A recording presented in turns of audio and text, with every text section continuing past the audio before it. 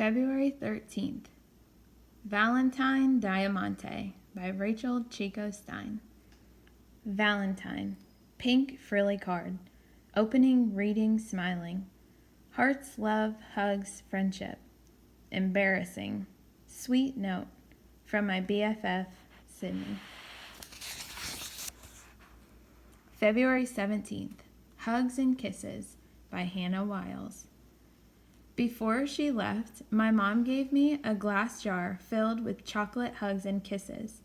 She said whenever I need a hug or a kiss goodnight, even though she is far away, I can take one out of the jar. Yesterday, when I got home from school, there were silver wrappers all over my bed, on the floor. My stepmom, Heather, was mad at me. All that sugar made my half-brothers crazy. They didn't take their naps. That's how come I wrote this extra poem, because I spent a lot of time alone in my room. I finally get why people want to save Emerson. Losing our school is like losing home, the place where everyone understands you. When my dad came upstairs to get me for dinner, he said sorry for what the boys did. He said he'd buy me more chocolate. But it won't be the same, because they won't be my mom's hugs and kisses, and this will never feel like home. February 18th. Called down. George 1st. I had it all planned. How I'd call my dad and tell him Mrs. Stifler was sending our petition to the Board of Education, and how Dad gave me the idea.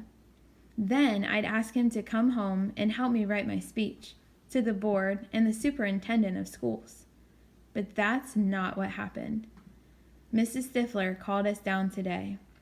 She told Rennie, Nora, Edgar, and me how proud she was of our initiative. But she sighed and said there is nothing our principal and a group of fifth graders can do to change the mind of the mighty, all-powerful Board of Education. I faked it, acted like I was okay. Don't worry, I told Rennie, Nora, and Edgar in the hall. We'll think of something. We've been working all year to save our school. I can't let my friends think it's over. I can't tell my dad our petition failed. February 19th. In the Principal's Office by Rennie Rollins. Tip-tap, tip-tap. The secretary's fingers sound like rain on her keyboard. We walk to Mrs. Stifler's office. Me, George, Edgar, and Nora. Boom, ba-boom goes my heart, heavy as a thunderstorm. What's this about? Mrs. Stifler sniffs. Her nose is turning purple, but her voice stays calm. She slides our petition across her desk. My voice shakes worse than a scared rabbit when I tell her our class is learning U.S. history, and part of that history is standing up for our rights. Mrs. Stifler's office is quiet as a cloud, but when she says no, she won't send our petition to the board, it's a lightning bolt. The skies darken, the downpour begins. Edgar, Nora, and I shuffle down the hall. No one wants to hear George's pep talk.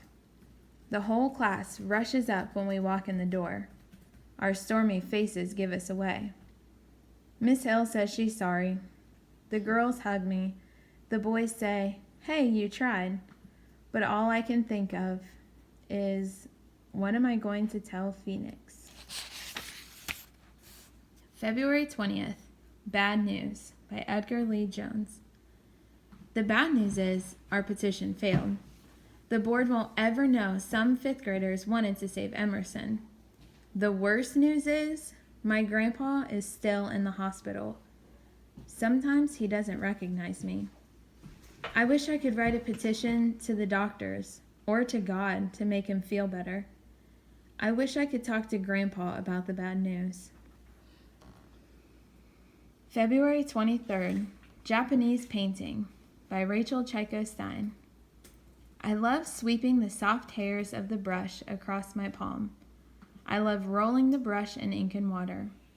I love watching our art teacher's hands, teaching us to hold the brush right. I love how Mr. Musset calls the hand position tiger mouth. I love the dragonfly appearing on my paper. I hate hearing from the next table, "Duh, of course she's good at Japanese painting." I hate the hard words Sloane says, pretending to be nice. "I love your painting, Rachel." I hate when she bumps my elbow and spills my ink. I hate how she acts as if she's sorry. I love how Mr. Musset swirls the ink blot into a water lily. I love how he shows me my painting to the whole class.